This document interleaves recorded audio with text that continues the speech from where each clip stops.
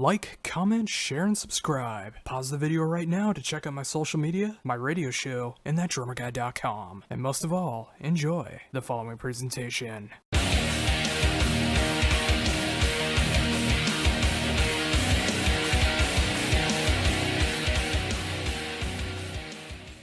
Awesome. Well, thank you guys very much for taking the time to do this interview. Oh, no problem. Yeah, cool. You got Jocko, bass player, and Doug. I'm Doug, the drummer. Oh, fantastic. The rhythm section, that's great to be able to talk to both of you guys. That's it. Well, of course, we're here to talk about the brand new album from Mile Marker Zero, The Fifth Row, which is soon to be coming out in March. And it's awesome to see that you guys are tackling a more of a concept album this time around. I mean, it's great to see like how it all fits together. And of course, in the prog elements, I mean, it's always good to have a conceptual album at some point. And it just fits together so very well. Thank you. Yeah, so it's really interesting. Again, this is Doug, the drummer. Yeah. We had always, since the kind of conception of the band, done regular rock albums, but we were always progressive players. Most of the people in the band itself went to school for music.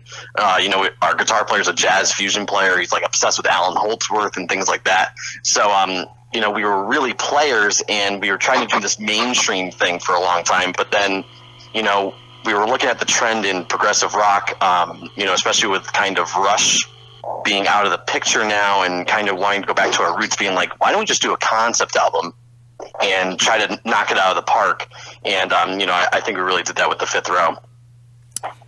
Yeah, I definitely gotta agree. I mean, from the fan perspective, it's great to see that you guys went in this direction, because it's great to see all the prog influence that's really standing out. Just the diversity of every song, how it all fits together in this concept. I mean, it feels amazing to listen to from start to finish.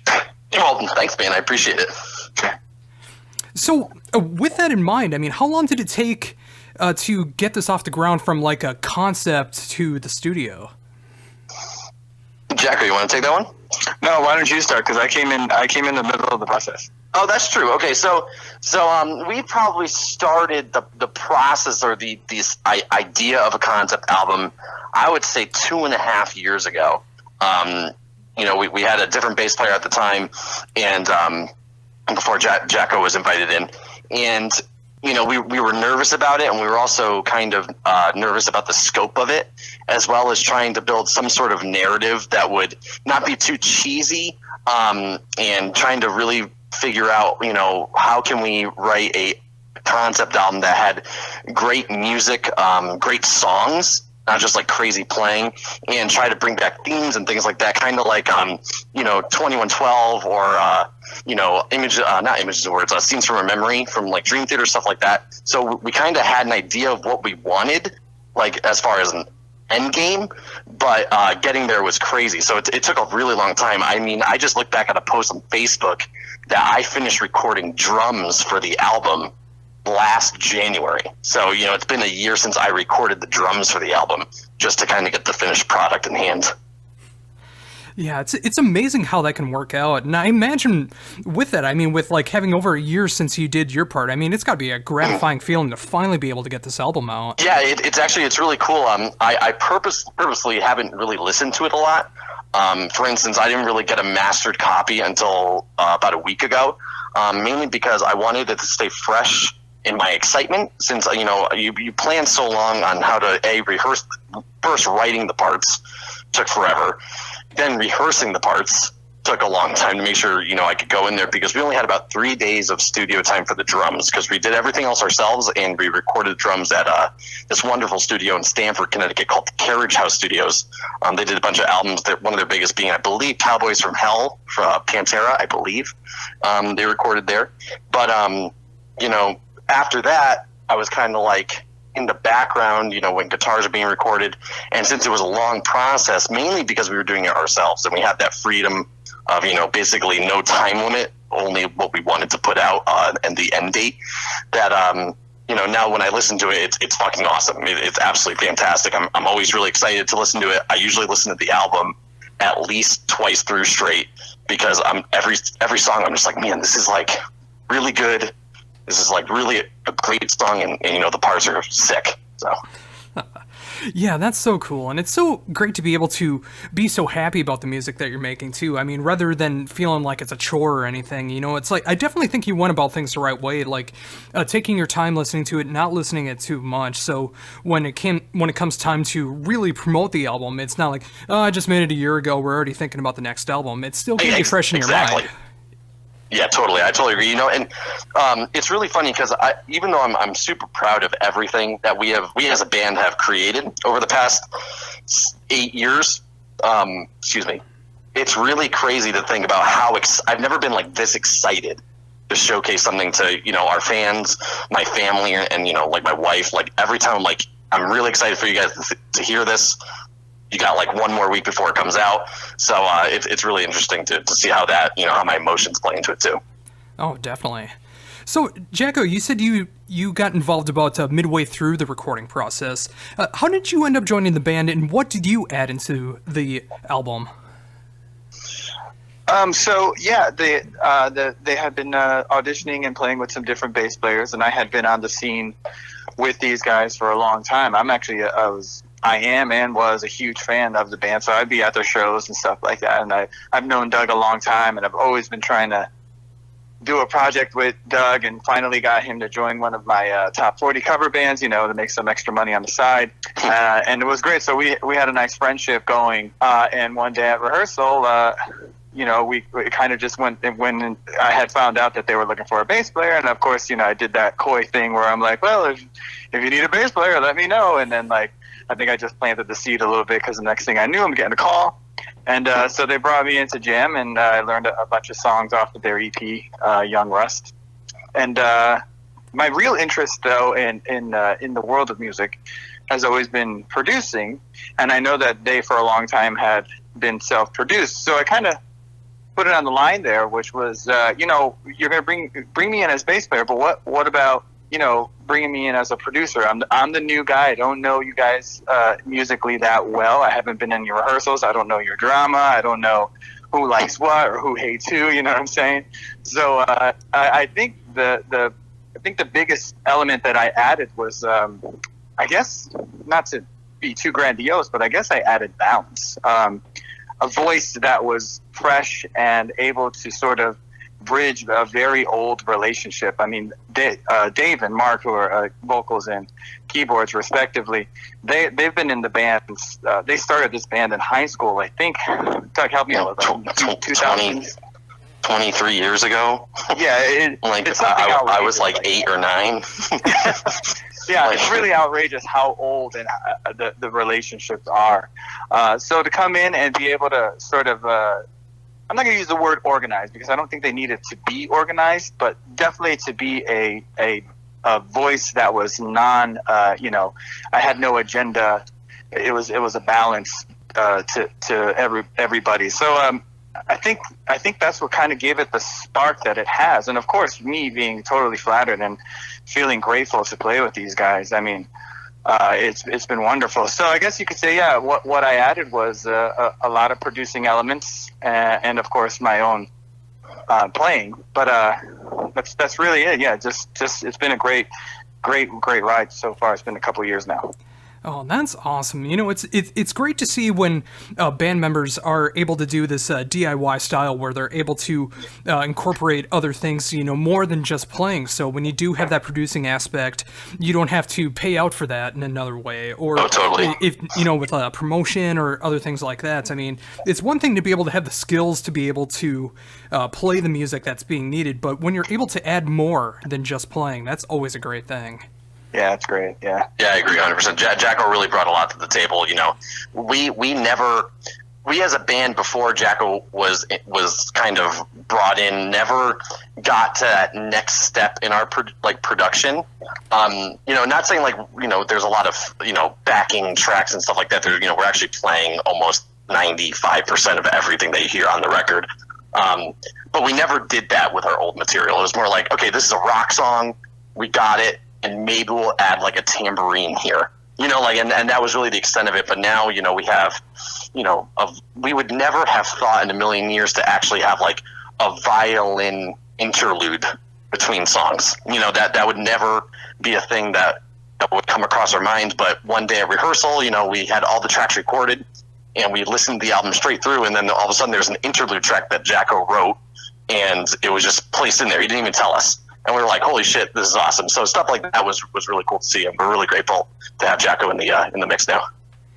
Yeah, and it's amazing how much the album would be different with all of those different elements in there. I mean, obviously, I think it still would have had the band's sound to it, and of course all the great prog elements. But being able to have like that added touch of production, other instruments interloping into the songs. I mean, when a band is able to like forge all of these ideas together, and being on the right track, and all agree on what is going to be best for the band, I think it made for an absolutely solid album, and it took all of you guys to be able to do that, and it's so great to see.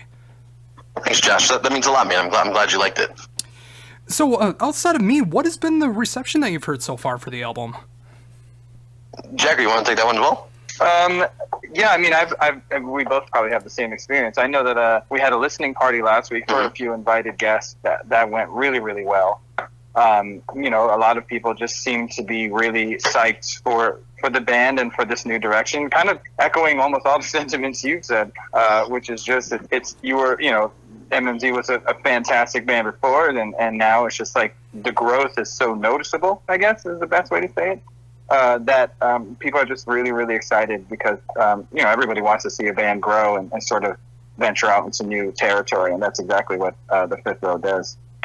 Yeah, and again, it's like I'm really happy to see that too, because again, just like knowing from the previous material, I mean, I always loved the prog aesthetic that was going on. So more with this conceptual album that's going on, being able to showcase more of the prog elements, from the lyrical concept to the musicianship to the interludes and everything that's going on. I'm glad to see that it's catching on. Yeah, totally. I mean, you have bands, that I think one of the biggest bands lately, I would say in the past like eight years would be, bands like Coheed and Cambria. I think they were kind of like one of the more mainstream bands to kind of put forward this idea of concept and make it cool. You didn't really see that in the late 90s too much, or like early 2000s. But, we kind of drew on that aspect of being like, that's right, we're really good storytellers. Dave is fantastic at telling stories. He always has been. He writes great lyrics. Let's just emphasize our strengths, good songwriting, good melodies, and good storytelling, and then kind of put our chops in the mix. And it just, this is the end product. And, it's just, again, it's amazing to see it come to fruition, So with that, I mean, obviously with the album just coming out now, and with the amount of time that it took to be able to record, and then the mixing and mastering process, and now in the press, what's going to be next for you guys? Well, I think right now, basically the album comes out March 2nd. We have a CD release show planned for tentative date is April 6th. So that'll be our first time playing it out live. Basically, as a whole, we're going to play the whole, I believe it's 67 minutes of music. So basically right now it's just just Shed. The one wonderful part about our band is we're all schooled musicians. So we have no problem sitting down for 8 hours and just practicing. A lot of the parts, especially guitar and, bass and the keyboard parts are absolutely insane in a good way though. So that's what we're doing. We're just basically getting everything super tight to make for an awesome live show. I love that, and I love the fact that the album is actually going to be represented in its entirety. I mean, I see it all too often where there's a new album that's coming out, and there's so many filler tracks, and there's so many B-sides that are never going to be considered to play live, if the band can even play those songs live for whatever reason. But the fact that you guys are actually going to be playing the album in its entirety, I'm glad to see that. Yeah, go ahead. Yeah, Jack, please. No. Well, I was just going to say, it is art at the end of the day. You know what I mean? Especially when you're doing something like this. There's entertainment in it for sure. But, there's a presentation there too that we had always anticipated. I mean, there's also a lot of things that come along that are going to come with the record. I mean, a lot of vignettes have been written, sort of expanding on the story. There's a lot of video involved, and it really is a bigger concept than just the music. So there's we have a light show planned and a video show planned that's going to go with it. So we're actually looking at it as a big piece of art, not just another record on the shelf. So with that, I mean, I have not had the chance to be able to see you guys live yet, but with all of this in mind, with being able to play the album in its entirety, going forward, what should people expect from a live show? Usually the terms that fans and people that see us use are, we are a very epic band. We're all very influenced by bands like Rush that, just sound absolutely amazing live. They don't miss a note. They don't at all. Bands like Pink Floyd who have great visuals. Obviously we're not on that level of those crazy light shows and shit. But, I would say that people could expect a very cinematic, epic, and emotional experience. We're people who really, really believe in what we play, what we're saying through the lyrics, and what we want your experience to be like when you come see us live. So, just really expect an epic show that will hopefully rock your socks off and, try to get you to buy a few discs, Well, of course, with that as well. That's it, yeah. So with that, obviously with the release show, the album's going to be played in its entirety, but when you start incorporating the older material again, how does it feel to be able to play the new material amongst the older material? Oh man, well, for me personally, it's kind of strange because back when we did Young Rust, and even before that we had our self-titled album, I've changed the drum parts so much because they're older, and I have new ideas, and I want to kind of keep it fresh. That it's a different experience for me to kind of go back and play those tracks. But for some reason, when I play these new tracks, even though I've heard them and practiced them so much, I don't want to change anything. Like I want it, like I really feel that every part is perfect for the song. So, it's going to be kind of strange to see, what happens when we start incorporating some of the singles from the old records. But, our fans really, really enjoy those, and we want to make sure that they have a really good experience at the show. There's something to be said when you're playing just say we play in Philly and we haven't played there in a while, playing all new material isn't really the best thing to do for those fans. So we give them a little bit of new, a little bit of old, and we try to make the experience really great. And what about for you, Jacko? with you getting in halfway through the writing process for the new album, how does it feel to play the older material amongst the new material? Oh man, like I said, I was always a fan of the band. I owned all the records, and so it's great. I'm playing tunes that I already knew, that I had already dug tons of. So it's an easy transition. It's just a lot of fun to get to play. You learn tunes for a cover band or things like that, but it's way different when you know the people who are the creators of it. And it was a very, very easy transition. I love playing those tunes, and their former bass player is a good friend of mine as well. There was no bad blood there at all. It's not like some dramatic exit. Simply scheduling. Sometimes as you get older, schedules make the difference. So so I always respected him as a player 100%. So playing his parts, and I play exactly what he plays because I respect him so much. So it's been great. Oh, that's so great to hear that. And, considering where you guys are in America, like in the New England territory, how is the prog scene over there? I would say it's actually really strong. I know some people would disagree with me. Connecticut is really known for its cover band scene. We have some really big cover bands here, and not a lot of people go out for original music as much. But I would say that there are a lot of bands lately in the past, I would say, year and a half, that are super progressive. We're talking some bands, Jacker, you'd have to help me out, that have like a bass clarinet player, they're doing some crazy, like snarky puppy type of stuff. And they're coming out of nowhere, and they're getting huge. And, it's really exciting to hear, and especially when we go down into like the tri-state area. New York City's popping, and Philly, it's got a huge prog scene. Bands like In the Presence of Wolves, who are great friends of ours. They're unbelievable, and, they're super popular down in that Philly area. It's really great to see progressive music, either if it's like, heavy progressive or more what we're doing, which is that Rush sound, the more classic, images and words type of thing. It's really cool to see the different genres, subgenres of progressive being showcased very strong in the tri-state area. Yeah, that's just so cool. I mean, the fact that the prog scene can be so diverse. I mean, you compare prog bands all the time, and you're always going to hear different influences that's coming out of there. And the fact that the New England scene is able to be as diverse as that. I mean, when you have like the very heavy experimental prog bands, or what you guys are doing, or some of the more pop influenced prog, or whatever the case is. I mean, just being able to play shows like that with bands like that, and being able to respect each other's territory and stuff like that, and be able to just be yourselves as well. I think that's such an important thing when you're playing this style of music. Jackie, you want to take it? Oh no, yeah, I agree. I don't really can't expand on that. That's, you're 100% correct. Yeah, 100% correct on that, Josh. So with that, I mean, obviously with the prog state it's seemingly going well over by you guys. I mean, what do you think of the overall state of like prog and rock in 2018?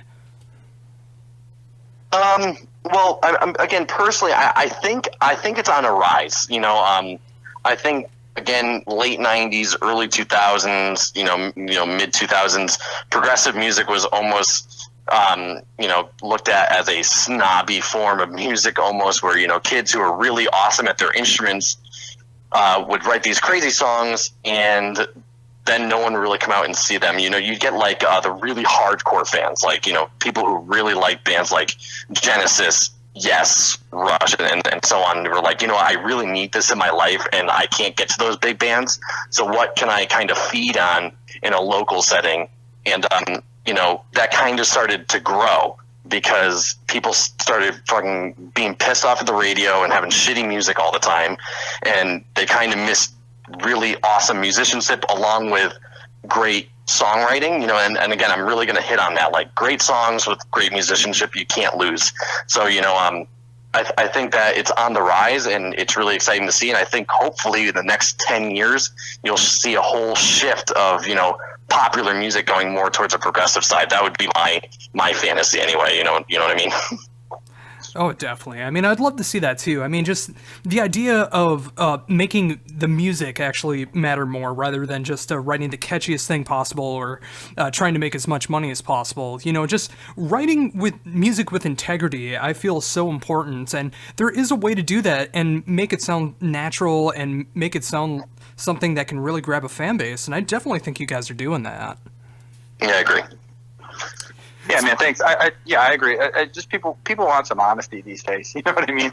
That's like the buzzword is like fake this and fake that, and who's telling the truth. I mean, so if we can't handle those things, not to get into a political forum, but if we can't handle those things in the real world, then well, damn it, we're going to take care of it on the artistic side, and we need to bring back a lot of that honesty, where people are just creating art, like I said before, and not just trying to appease an audience, or and there's a world for that, and I'm into it. I'm into top 40. I understand what's going on there, but it's almost like top 40 is really for like a late middle school, early high school kind of scene, and once people kind of grow up a little bit, they really want something that they can relate to, and where the topics are a little bit deeper, and it's less fluff and more of like artistic sort of relevance.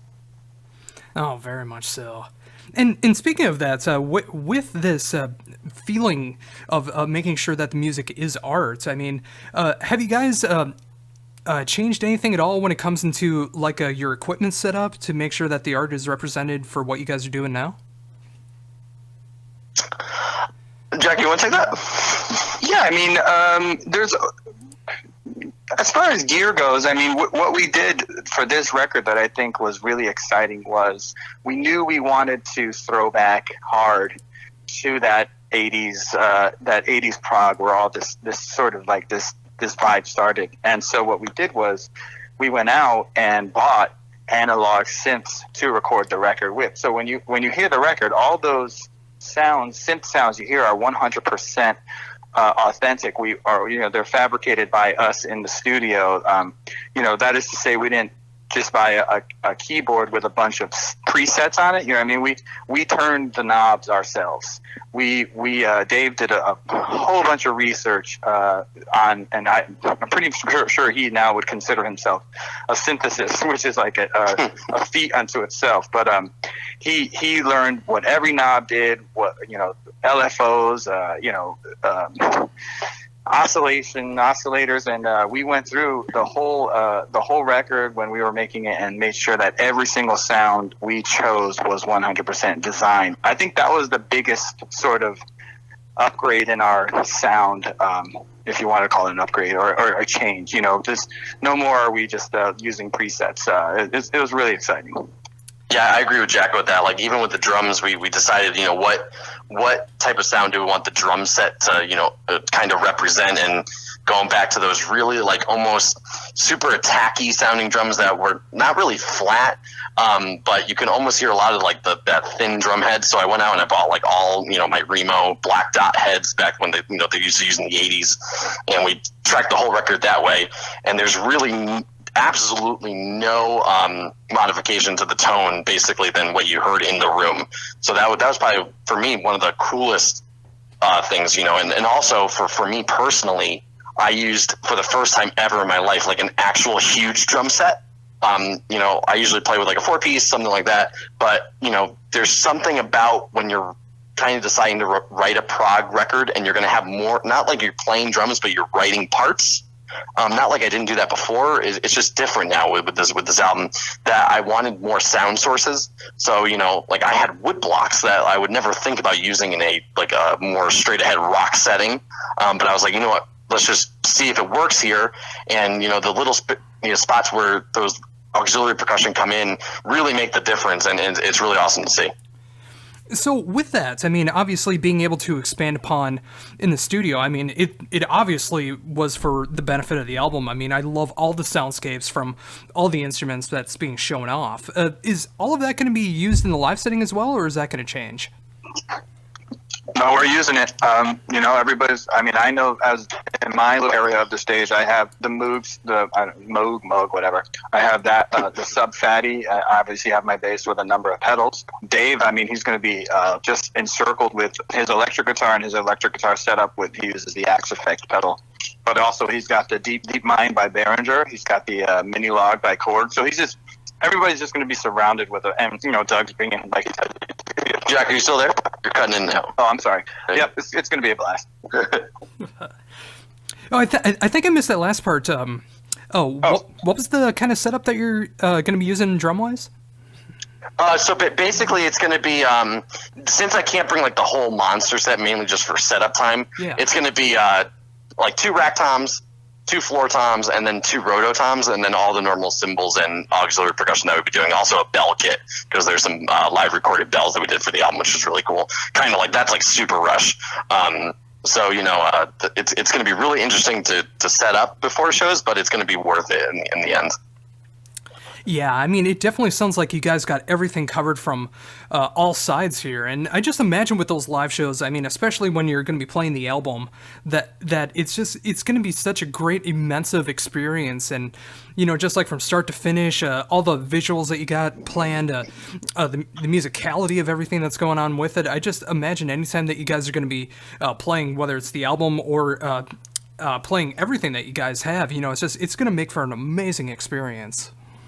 Yeah, we're really excited. You know, the live shows are what we live for. You know, there's absolutely nothing better than going up there and playing for your fans and just, like, playing things live. You know, we love our records that we have, and they're really cool, like, you know, artifacts eventually that we'll be able to show our kids and shit like that.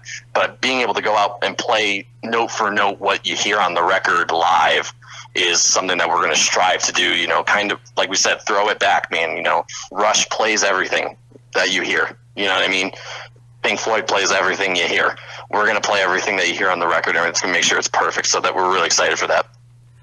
Oh, That's so cool. And I think that's a fantastic note to end on. Thank you guys so very much for talking to me about everything that's going on in your world right now. And of course, talking about the brand new album, which is just coming out in a couple weeks, and being able to talk about the live shows, everything that you got going on, how this whole album process began, the lineup changes to the visuals, everything that's going on here. I mean, I love what you guys have done so far. And I love everything that you guys have planned in the future, and I can't wait to see where things go, because I just imagine it's going to get bigger and better from here on out. All right, Josh, thanks a lot, man. Really, Thanks you so got a much. great thing going on here as well, man. You got some great interviews up. I checked them all out. It's really great, so good luck to you as well.